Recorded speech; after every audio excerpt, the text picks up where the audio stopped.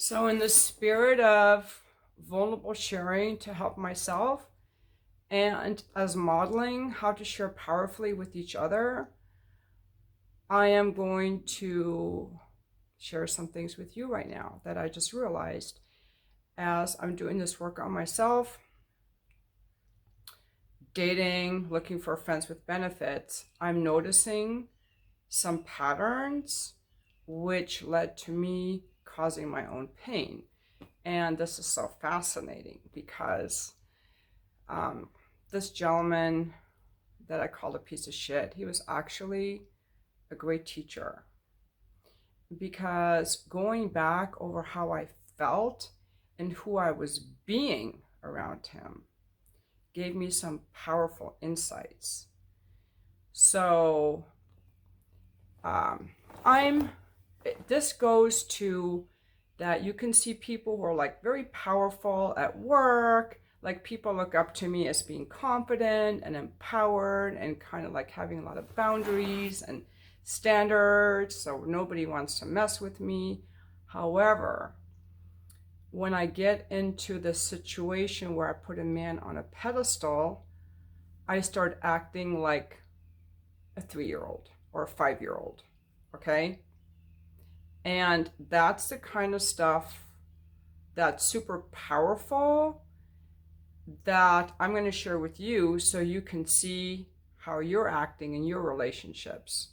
Do you feel like a little 3-year-old in your relationship? Do you feel like a rebellious teenager? Like in your relationships, you constantly have to fight the other person, like you're showing up as rebellious, or you're showing up as, I want to hurt this person, I want to hurt people so I don't get hurt. Do you show up as helpless, just longing for attention? Don't leave me, a people pleaser. If I do what I want, you won't leave me.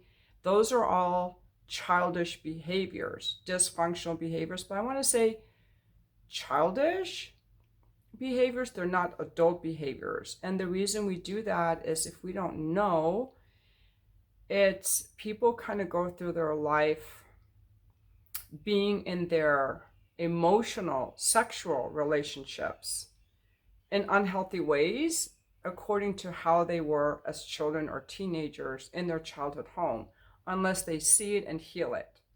Okay, so that with that as a preface, I'll share with you my pattern, and then you can, I'll invite you to look at your patterns.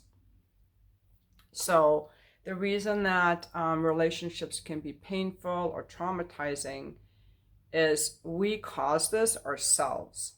We are each responsible for the relationships we have, the feelings we have, how we're treated, and how we show up. So, for example, when I look back at all the men that I cried over and the women I cried over,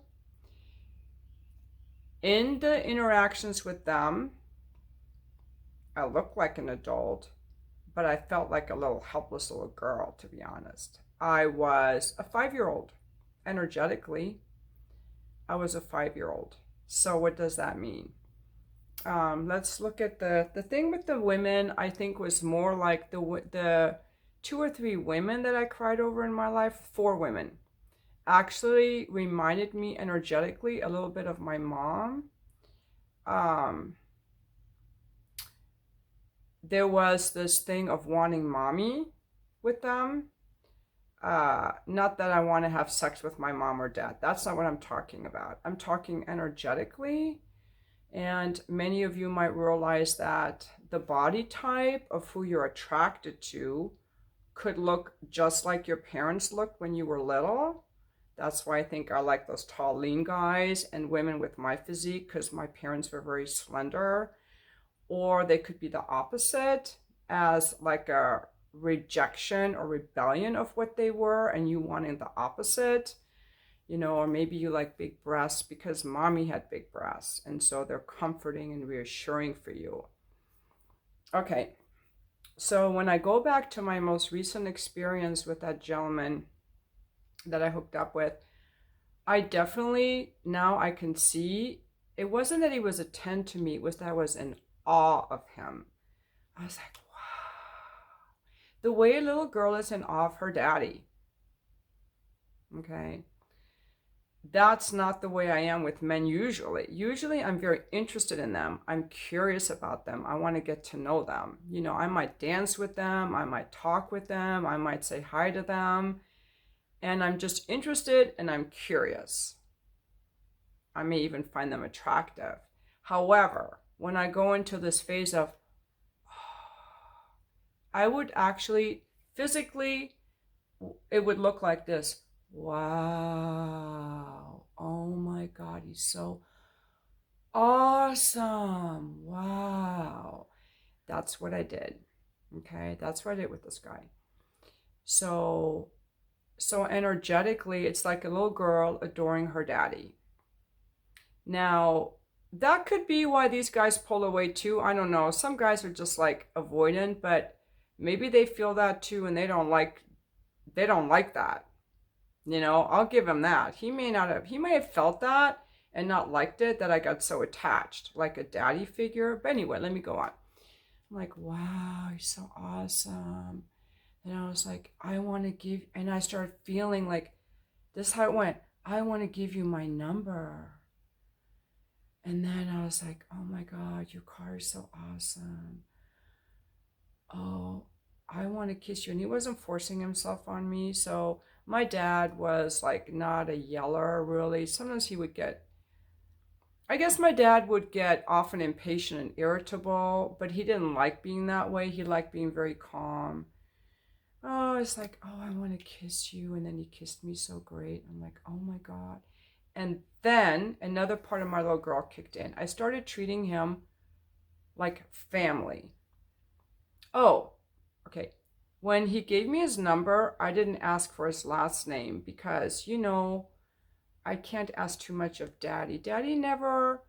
My dad never let us require anything of him.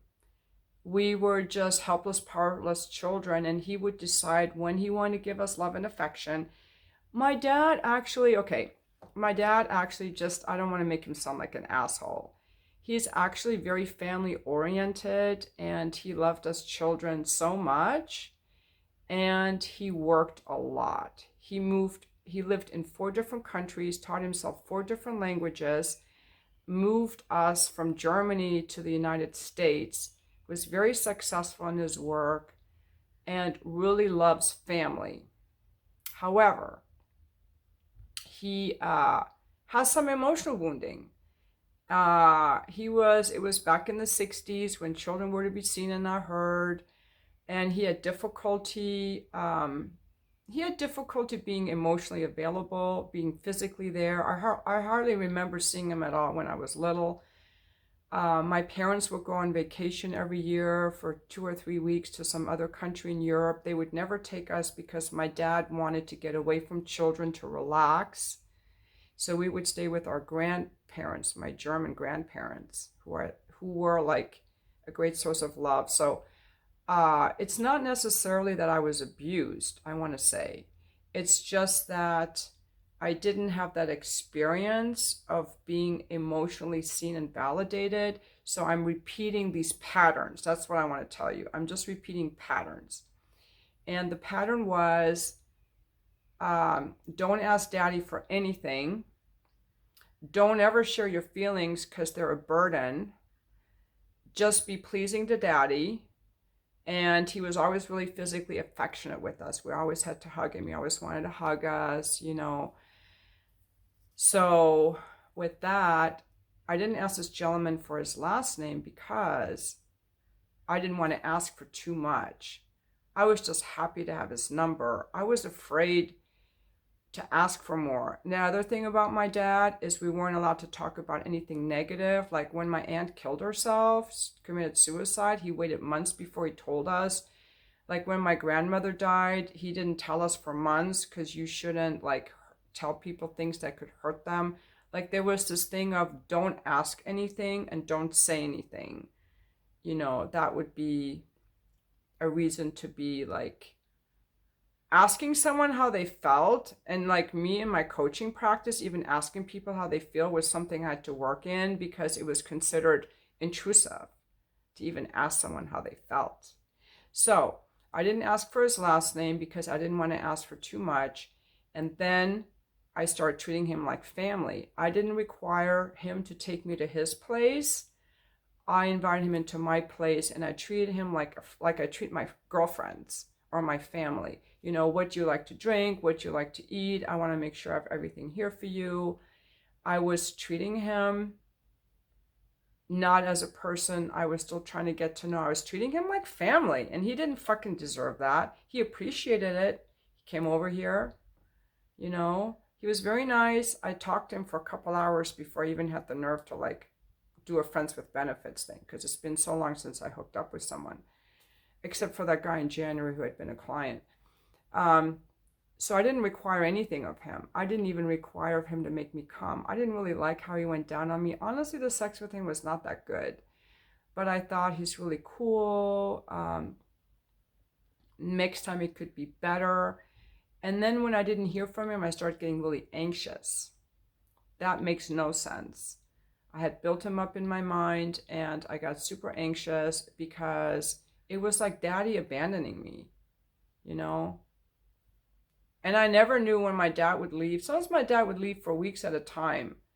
We never knew when he was coming back. He would hang out with his Persian friends and go philandering with other women. And that's another thing about my childhood. My mother had like a husband who was very neglectful of her, and she had 3 children in 4 years. So her life was kind of hard, I think. That's why she wasn't so available. But and then, yeah, so that's what I did. And then I invited him over again. And he didn't even try to make me come. Like, the sex with him was not that great, to be honest. The sex with him was only great because of me being in awe of him, and then how he held me. He did have a really good way of holding me, which felt like so awesome and powerful. Maybe it was the way my dad held me. I don't know. And so that was me showing up like a little girl, like a helpless little girl, wanting daddy's attention, needing daddy's attention, instead of like an adult. An adult wants to know things. An adult has questions, standards, and boundaries. Like, I should have asked for his name.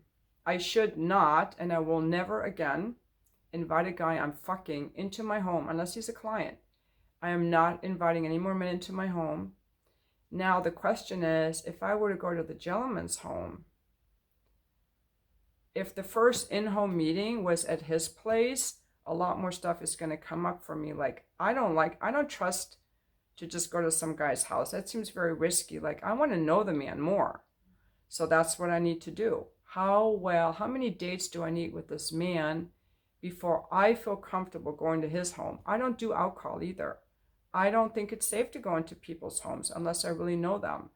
But it was okay for me to invite him over here and fuck him when I didn't even know his name. Do you see where I'm going with this?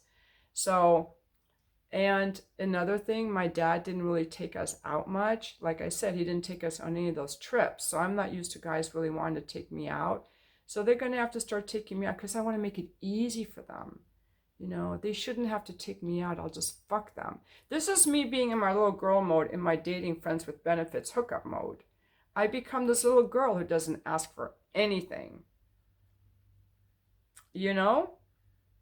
And I kind of do that with my coaching clients too. I haven't required much of them to be free coaching clients. That's how I end up maybe with people who don't keep all their appointments.